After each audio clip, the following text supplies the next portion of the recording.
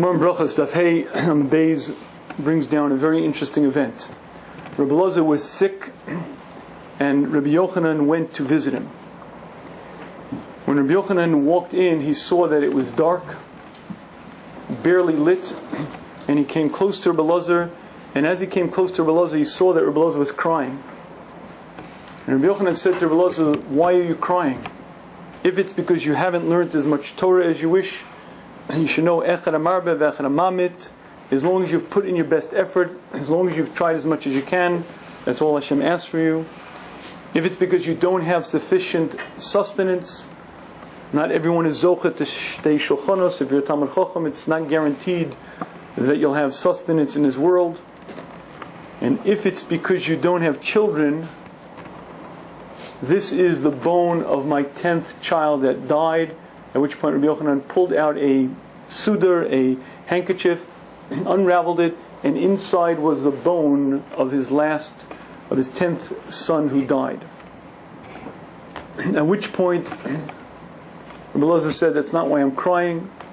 The reason why I'm crying is because your beauty will go into the ground and will never be found again." The Rashbam explains to us that Rabbi Yochanan was amongst the beautiful people of Yerushalayim. Not only was he a tzaddik, not only was he a kodesh, he had a toar, a beautiful appearance. Because people born in Yerushalayim in that time were so holy and so pure that not only was their neshama glorified, their body was different, remarkably beautiful.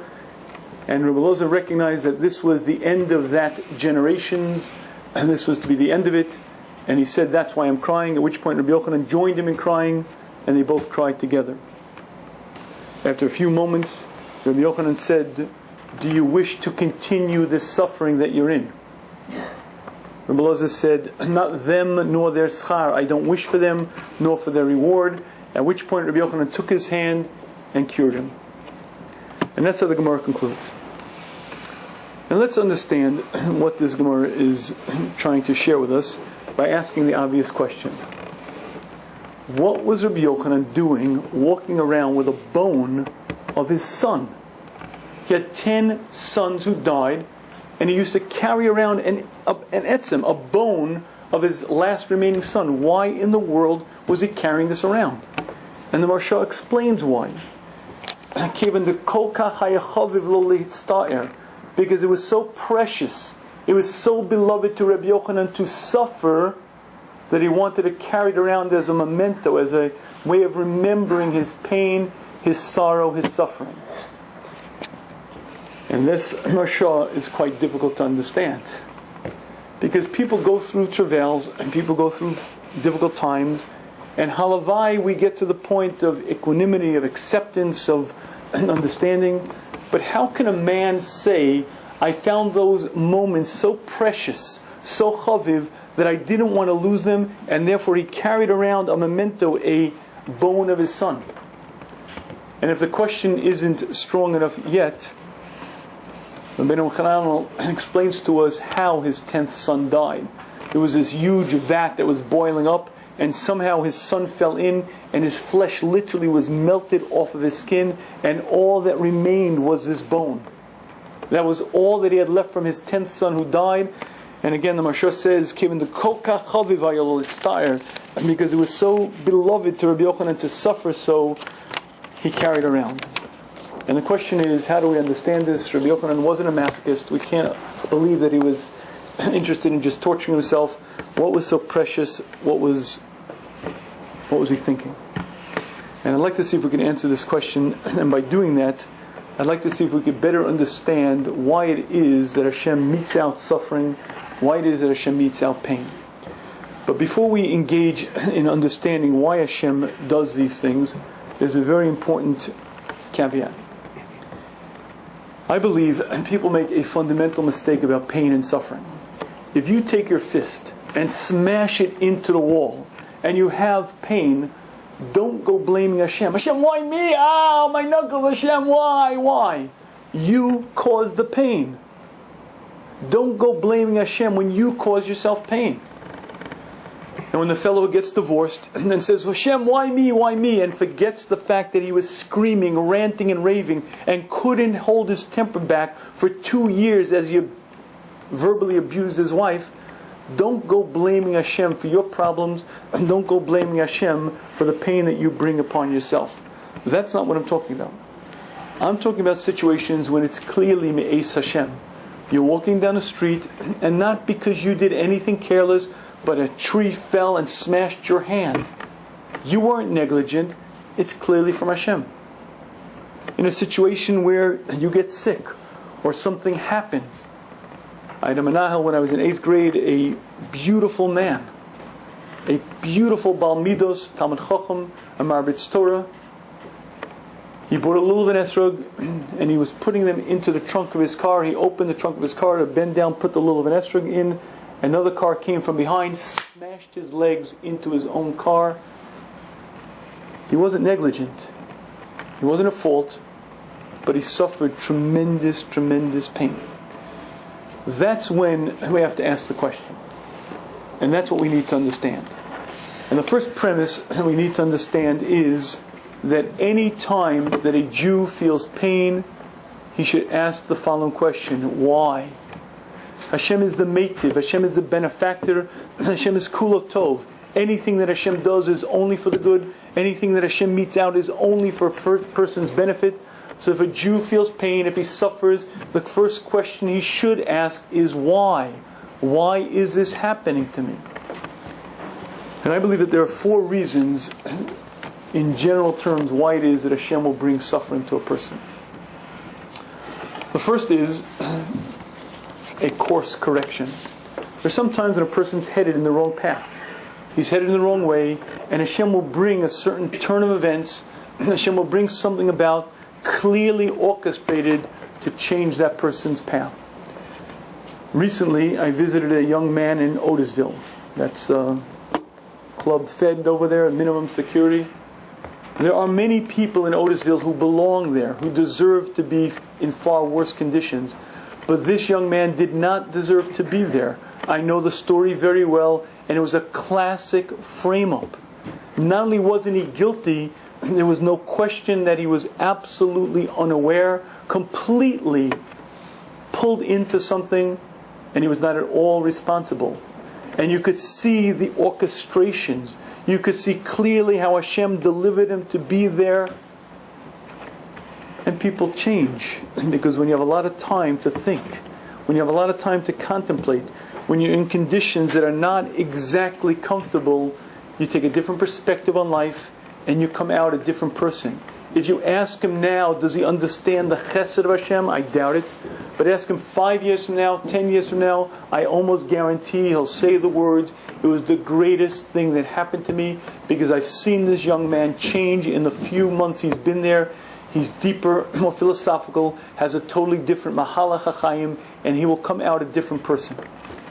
So the first reason why Hashem will bring pain and suffering is to bring us back onto course. Sometimes a person will lose his money. Sometimes he'll lose his health. Because it's the greatest chesed, it brings him back to a different point, changes his direction in life, and it's rather simple and obvious to see. There's another reason why Hashem will bring pain to a person. Because pain deepens a person. I knew a young woman who, when she was then a young girl, she was 9 years old, and she lost her father. Being the oldest of her siblings, she became surrogate mother at the tender age of 9. She is a very, very different person. Giving, caring, other-centered. She never could have become the person she is had she had a regular childhood. Now, you and I don't wish that upon anybody. To be a yosom at the age of 9 is not pretty. But the bottom line is, she is a better person. She's deeper. She is fundamentally a more developed person because of that. And there are many times when Hashem will bring pain, will bring suffering, because again, it deepens our perspective and it gives us a different understanding, whether it directly changes our course in life or just gives us a vastly different understanding of things. And that's the second reason why Hashem will bring pain. First, it will change a person's life course. Second, because it deepens a person. But there's a third reason. Chazal tell us that one of the saddest things that you will ever see is a Rasha v'tovlo. When you see a wicked man who has it great, money and honor and pleasures, a gorgeous home, every business deal he touches succeeds, and his fame, honor, glory goes out. Chazal tell us, know and understand you are watching a very, very wicked thing unfolding. Why? Because when a Rasha has it good in this world, what it means is that at some point he did something right. And if it could be, Hashem feels obligated to pay him back. But Hashem doesn't want to pay him back in Olam Haba. Olam Haba is forever. And the payment there is such valuable currency that it's unimaginable. Hashem pays him back now where it's quick, where it's cheap. Pay him back now, get rid of him, so that la'asid lavo, he disintegrates, he's no longer there. And when you watch a Rasha who has it very good in this world, no one understands. You're watching a man eating up his Olam Haba in this world. You're watching a man who literally is getting the worst deal of his life. And it's the opposite. When you have a person who be'etzim is good, who be'etzim is going in the right path, and he suffers real, acute, serious pain, many a time it's a kapara, many a time it's very simply, he's great, he accomplished, but he did certain things inappropriate, and did certain things that were wrong, and if he had to bring that with him to the Olam HaEmes, then for eternity he'd be scarred, forever he'd be damaged. Hashem says, let me pay him back here. Here, it's temporary, it's quick, it may hurt, but before you know it, it's gone and it's over. Let him suffer now rather than the world to come. And that's the third reason why Hashem will bring pain to a person, kapara, atonement. And there's a fourth reason. The fourth reason is something called Yisurim Shel Ahava. Yisurim Shel Ahava means you didn't deserve it. It's not even beneficial for you in the sense that it's going to change your life course. It's Yisurim for which you're going to gain schar in the world to come. And pain, travails that you go through because in the world to come you'll gain schar for it. These situations are very rare. These situations, Yisurim Shel Ahava, are for tzaddikim. Rare it is that we'll meet a man who's on that madrega. The vast majority are 1, 2, or 3. Either it's a course correction, or it's something that deepens you, or it's mechaper. And that's the only reason why Hashem will bring pain, for our benefit, for our good. And in a very real sense, it should be easy to endure suffering. It should be easy to endure pain. I know that Hashem is the meitiv. I know that Hashem is giving. I know that Hashem is magnanimous. I know that Hashem loves me more than I could ever imagine. So obviously it's easy for me to endure pain. Except for one problem. What's the difference between a philosophical question and an asaya? What's the difference between a philosophical dilemma and a life test? I'll share with you the difference. A philosophical question is when you break your leg. A terrible car crash, you break your leg, and for 6 weeks you're laid up in a hospital. Hashem, I don't understand. He's such a good man. Hashem, why'd you do it? I don't understand it. That's a philosophical question. When I stub my toe, ow! And I'm in pain, that's a nisayon. That's a test. You know why? Because I could be very philosophical, very detached when it's your pain. I could weigh the pros, the cons, the advantages in this world and the world to come, and I could reach the conclusion it's good for him. But that's when it's your pain. When it's my pain, oh, it's a whole different ball of wax. And when it's my pain, and it's even a little bit of pain, it's an assign because the pain blinds me. It overtakes my shura saseichel, my wisdom, and it becomes very, very difficult to deal with. So, whilst it's easy, in a theoretical sense, to deal with pain and suffering, in a practical sense, it's quite difficult. So I'd like to share with you the techniques. 2 techniques that I think make a tremendous difference and will hopefully make it much easier. The Sefer HaChinuch explains in the mitzvah of tefillah, he says that the Ramban holds that any time a Jew is suffering, any time a Jew is in pain, he's obligated min HaTorah to daven to Hashem. As a matter of fact, the Sefer HaChinuch says that the Ramban's shita is that the only time you're obligated to daven is when you're in trouble. When you need something, when you have a tzorach, when you really require something, or you're in danger, that's the only time you're obligated to daven. And then the Sefer HaChinuch says something profound.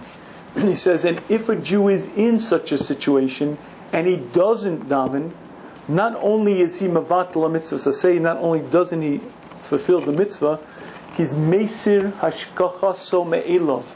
He's taking away the hashkacha from him.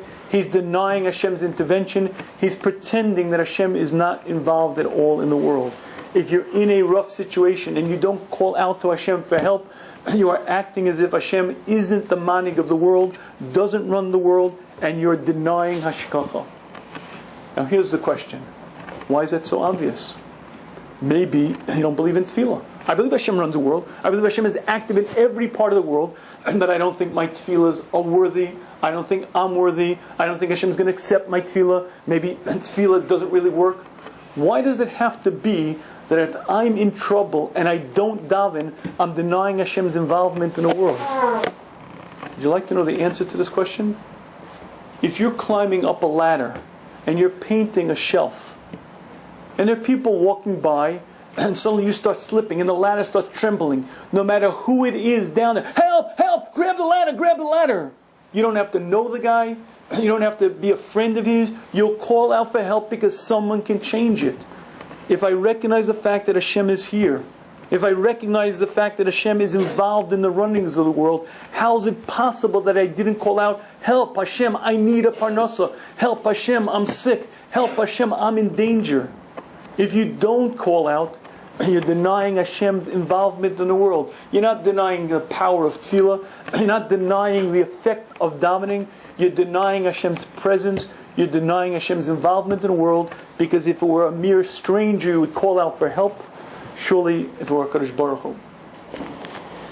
And with that as a premise, I'd like to share with you why it is so difficult to deal with pain. And because most of the time we ask the following question: Keli, lama zavtani, Hashem, why have you let this happen to me? Hashem, why did you abandon me? Hashem, why did you let the forces of the world of nature to come about and do what they've done? Hashem, why did you leave me to this?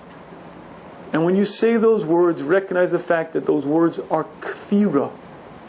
Because Hashem did not step back and allow those things to happen to you. Hashem brought them to you. Hashem is the Borei Umanig, the creator and one who orchestrates all of physicality.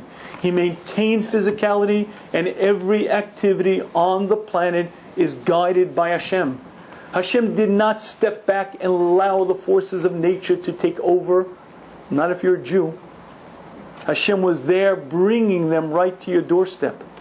And the first question that you have to ask is not Lama Azavtani, not Hashem, why have you left me? But rather, Hashem, why have you brought this to me? And that question is vastly different.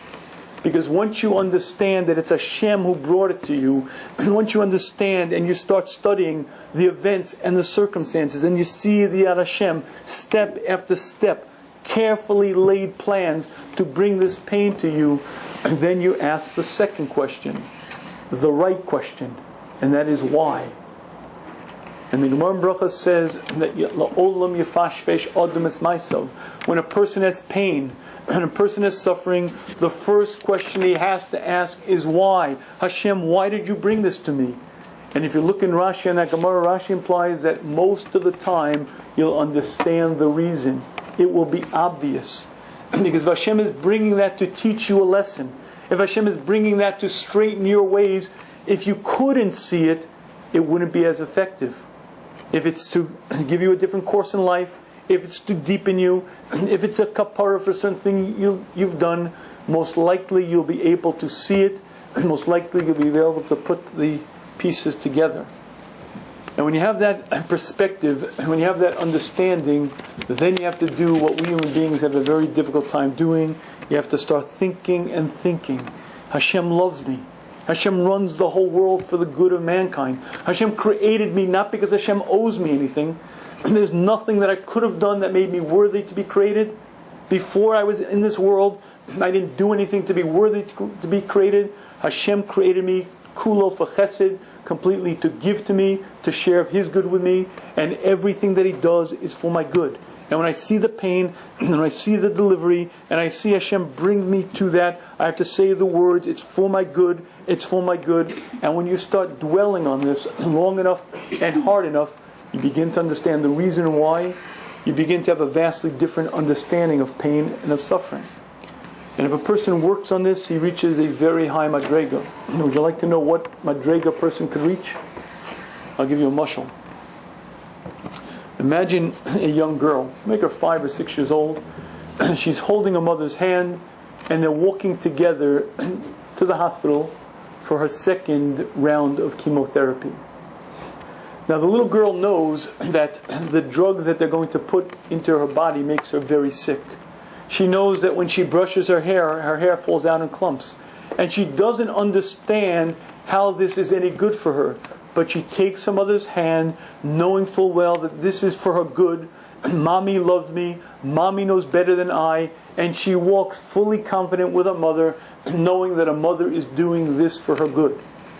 And that madrega is something that we can reach. It requires thinking, it requires understanding, it requires first and foremost seeing Hashem active, bringing the pain, and then asking the why.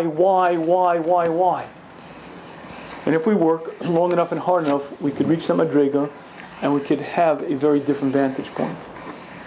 But there is a totally different level of understanding pain that most likely we're not going to reach.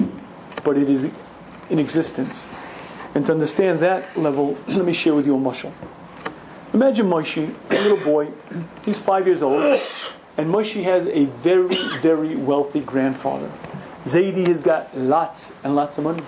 Anyway, Zaidi comes to Hanukkah, and Zaidi goes to Moshe's room, and Moshe shows Zaidi his piggy bank. Zaidi, look what I got! And Moshe opens up the bottom and he pulls out some of the shiny pennies. See this one, Zaidi? This is my favorite. It's the shiniest. And this is my second favorite. And this one's shiny. And this one is from 3 years ago. Zaidi, you see these? What does Zaidi do? Zaidi takes each of the 5 pennies, puts them in his pocket, pulls out his wallet, pulls out $1,000 bill, 1, 2, 3, 4, 5, replaces the pennies with $1,000 bills, and walks out of the room. 20 minutes later, it's time for supper, and everyone's called down, and Mommy can't find Moshe. Where's Moshe? He's up in his room. Mommy goes up to the room and sees Moshe, walks in the room, and there's Moshe crying. Moshe, what's the matter? What's the matter, Zaidi? Zaidi took my pennies. What do you mean took me? And he gave me these green things. Zaidi took my shiny pennies. Moshe's 5 years old. Moshe doesn't understand that copper pennies are worth a penny and $1,000 bill is worth $1,000. In Moshe's mindset, he suffered because Zaidi took from him. Our Chassidim explains that any pain that we feel in this world, we have to recognize that what we're doing is Hashem is taking away from us little copper coins and rewarding us with gold bars at every ounce of pain that we suffer, every little problem that we go through, every travail. We're going to see its value in the world to come 1,000,000th times greater, and at that point we'll dance a jig. At that point we'll feel joy. But the only way you can begin to understand that is if you step out of this world. Nothing under the sun will allow you to understand pain, will allow you to understand suffering. If you sincerely believe that life ends in the grave, if as Elsie the cow, when she dies, her nefesh just evaporates. If you sincerely believe that when you die, it's over, darkness and it's done, there are no answers to many, many questions, and you will never understand pain, you will never understand suffering. But if you're able to go a little bit further, if you're able to see that I will exist in the world to come, and what I made myself into, I will be for eternity, and you begin to study that, and you begin to think about it, and you begin to understand the value system that we work with here is very, very transient, very, very passing. There's an expression I heard many times written about that in the concentration camps, and that was real suffering. And they would say that a day is forever long, but months are very, very short. You see, when you're suffering pain, the moment is so long, but the weeks fly by, the months fly by, and when you look back after a travail, When you look back after months and months of pain and suffering, you realize how quickly it passed and it's gone. But who I am forever. And when you understand that perspective, you understand that every ounce of pain, every small, minute amount of suffering that I go through is going to be so valued by me in the world to come that it's literally like exchanging pennies for gold bars. Let me share with you one example. In the time of the Gra, there was a Ger Tzedek. This was a man who was of Polish nobility. And the Catholic Church did not take lightly to the idea of Gentiles becoming Jewish. As a matter of fact, the Catholic Church took it as a major affront. And this individual was of Polish nobility, and it became a major scandal. How could such a man become a detested, despised Jew?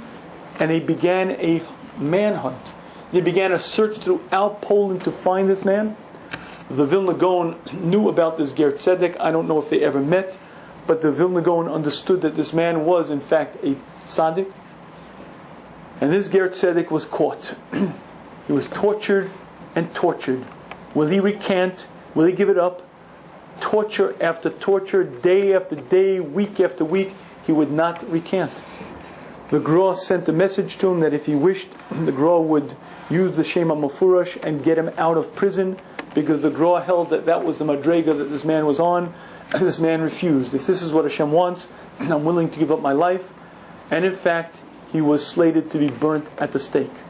After months of torture, the head inquisitor, the particular priest whose job it was to break this convert, walks over to this Ger Tzedek and says with tears in his eyes, I know I'm wrong. I know that you're an innocent man, and I know that you're a holy man. Please, I beg you, please forgive me. Forgive me. Promise me that you'll forgive me for what I've done wrong to you. As the story is told, the Ger Tzedek looked at this priest and said, forgive you? Forgive you? Let me give you a mashal, a parable. There was once a king. He's sitting on his throne, and in walks a countryman, a regular peasant.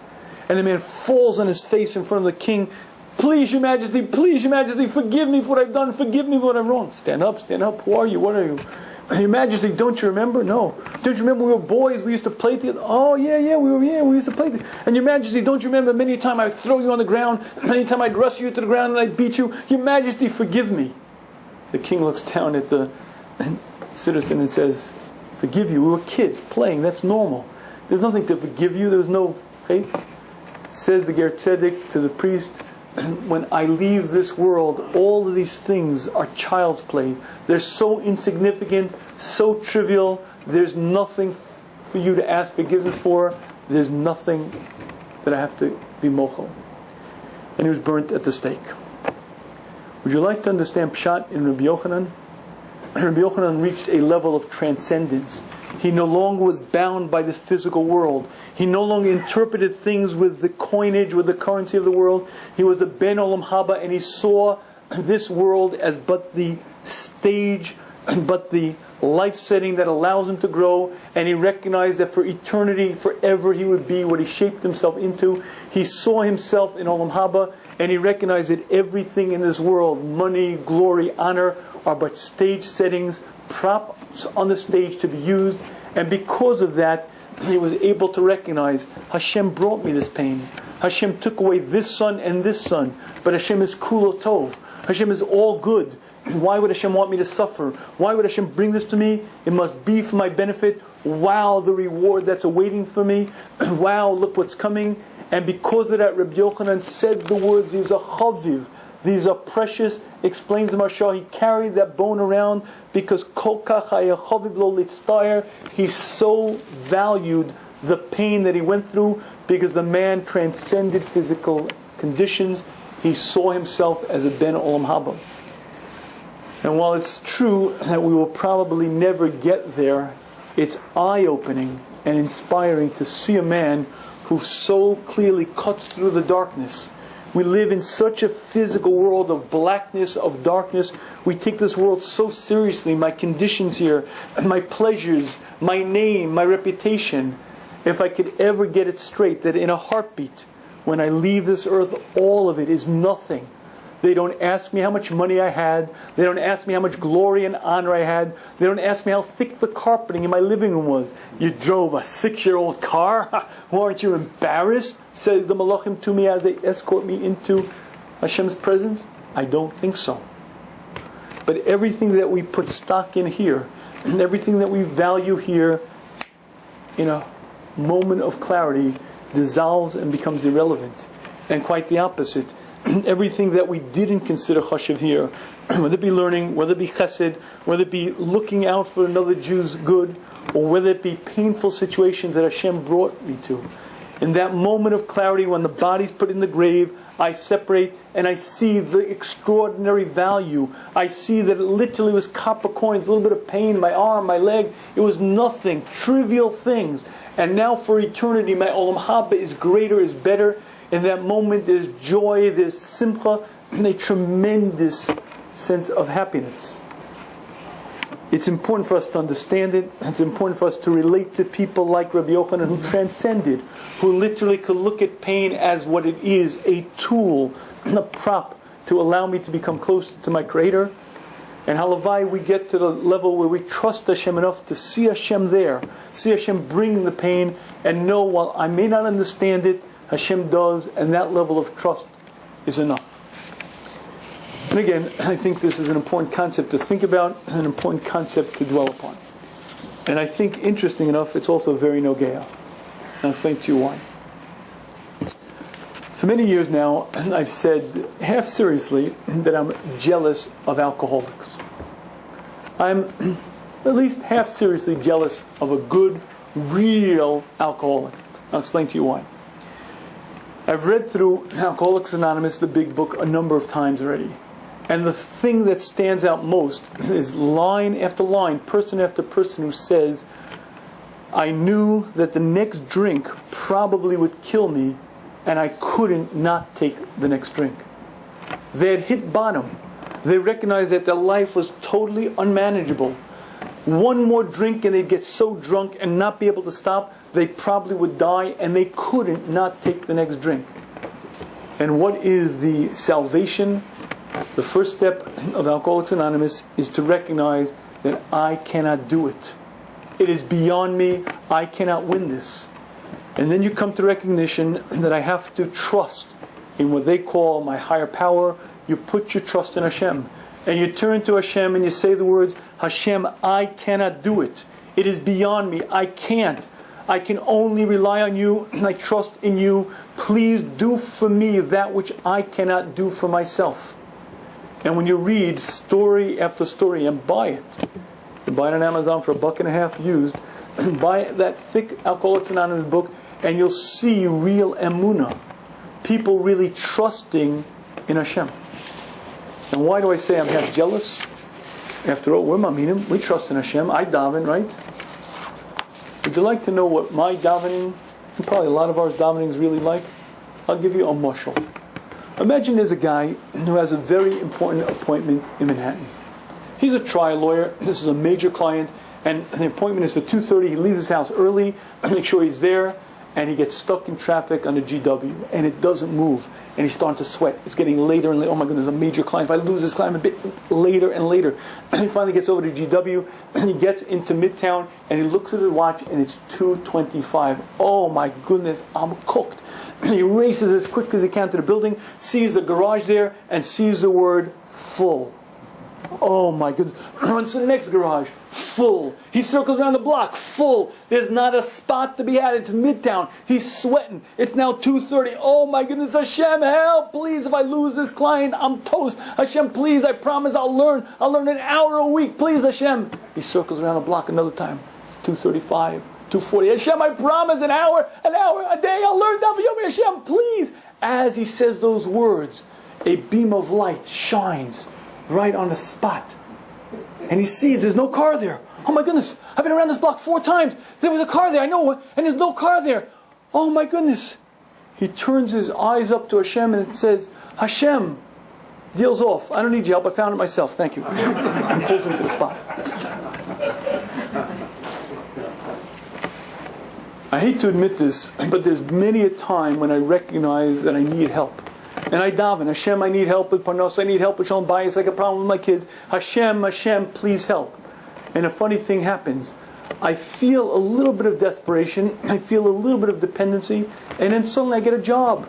And the job turns out to be quite financially successful, and I start making money, and I become like that guy who says, I don't need you, Hashem, I found a parking spot on my own. Listen, Hashem, that business about before I needed help with parnasa, I'll take care of parnasa myself now. Other stuff I'll leave to you, but I'm quite sufficient here.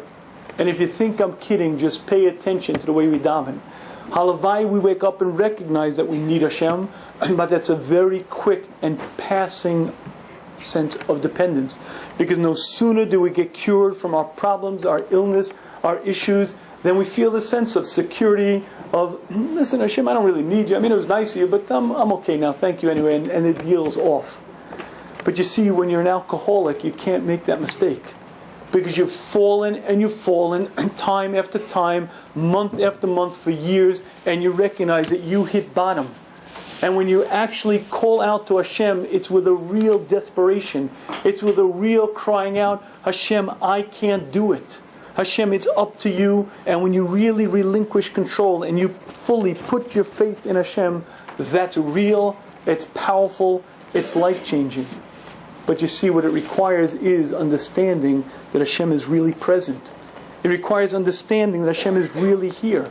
And then when you actually say the words, Hashem, I can't do it, but I rely on you, I depend on you, that is a life-changing recognition. And when you say those words in the right way, you reach a vastly different level of understanding. I think this Gemara is a tremendous illustration for us. When Rabbi Yochanan stood in front of Rabbi Elazar, he said the words, this should be your nechama. I suffered the loss of 10 sons. But as the Mashal explains, he didn't suffer it with bitterness.